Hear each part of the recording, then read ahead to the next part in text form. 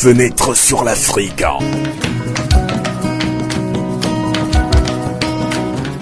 Interview, analyse, débat sur la situation politique et culturelle africaine sur Radio Canal K.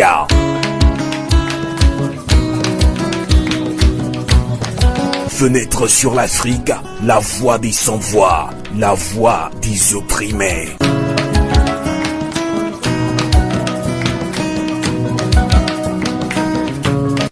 Canal K.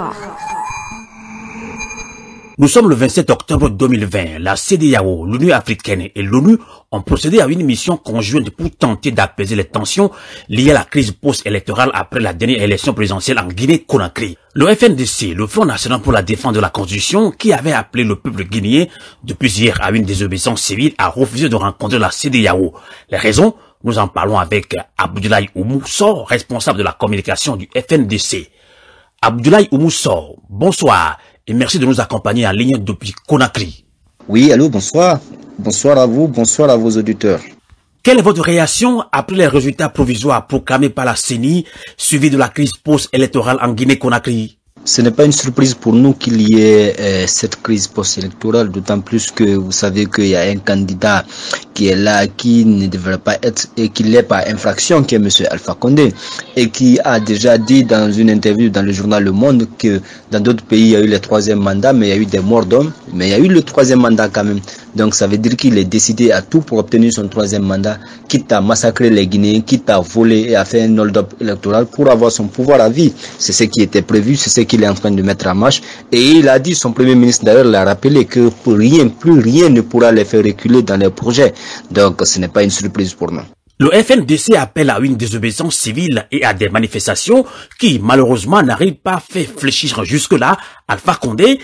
Abdoulaye Oumou Sow, vous restez quand même confiant sur cette stratégie? Oui, nous pensons que nous ne pouvons avoir le départ de M. Alpha Condé que par les manifestations. Vous savez, nous avons mené toutes les démarches. Nous avons fait des démarches préventives à un moment avant qu'il n'entame même tout ce qu'il est en train de faire maintenant. Quand il y a eu les velléités, nous sommes allés voir les religieux, nous avons interpellé la CEDEAO, l'Union africaine, l'ONU, pour que tout le monde vienne dire à M. Alpha Condé que c'est un projet dangereux pour l'avenir de la Guinée. C'est un projet machiavélique qui ne peut pas marcher et qui va mettre en mal la stabilité de la sous-région. Nous l'avons expliqué, nous avons expliqué tous les enjeux, ça n'a pas été pris en compte et malheureusement M. Alpha Condé s'est obstiné pour son troisième mandat, il a continué à aller dans ce chemin interdit.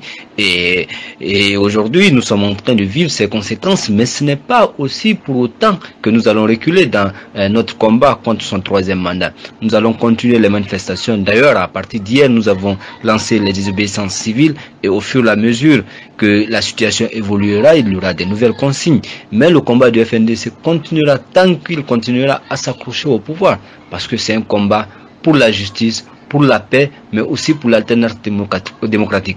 Il n'est pas question aujourd'hui qu'un groupuscule de personnes s'accapare du pouvoir d'État sur 12 millions de Guinéens, alors que nos lois et la constitution guinéenne interdit que quelqu'un ait plus de deux mandats en République de Guinée. Nous ne l'accepterons pas. Nous avons combattu avec Alpha Condé et lui-même réclame 40 ans de lutte pour la démocratie et l'alternance. Ce que les militaires n'ont pas fait et qui ont passé le pouvoir à un civil, ce n'est pas un civil qui pourra le faire dans notre pays. Nous ne l'accepterons pas. Nous allons continuer ce combat. Quoi qu'il arrive, nous avons plus de 100 personnes qui sont tuées. Nous avons des personnes qui sont en train d'être kidnappées. Nous avons des personnes qui sont en prison. Mais rien ne pourra nous faire reculer dans ce combat pour la justice, l'alternance démocratique et pour la paix pour notre pays. Ce mardi 27 octobre 2020, la CEDEAO, l'Union africaine et l'ONU ont procédé à une mission conjointe pour tenter d'apaiser les tensions liées à la crise post-électorale après la dernière élection présidentielle dans votre pays, la Guinée-Conakry. Alors, Abdoulaye Oumou Sow, le FNDC a refusé de rencontrer la CEDEAO. Quelles sont les raisons?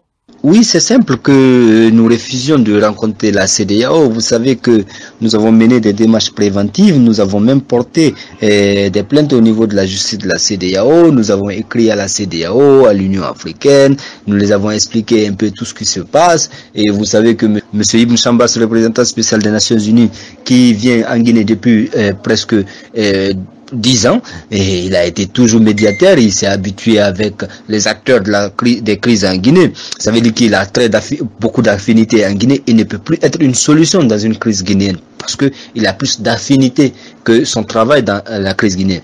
Le général Béhanzin, vous savez déjà, c'est ce commissaire de la CEDEAO zélé qui a pris parti dans la crise guinéenne, qui s'est prononcé sur des sujets sur lesquels il ne pouvait pas se prononcer. Des personnes qui ont déjà des partis pris ne peuvent pas être acceptées par le FNDC. Vous savez, nous les avons racontés dernièrement et nous les avons dit clairement que si une crise éclate après les élections, qu'ils ne viennent pas ici en sapeur-pompier parce qu'on nous les aurait prévenus pour ne pas que cette crise arrive. Ils n'ont pas pris la responsabilité, ils n'ont pas été responsables au moment où ils devaient l'être.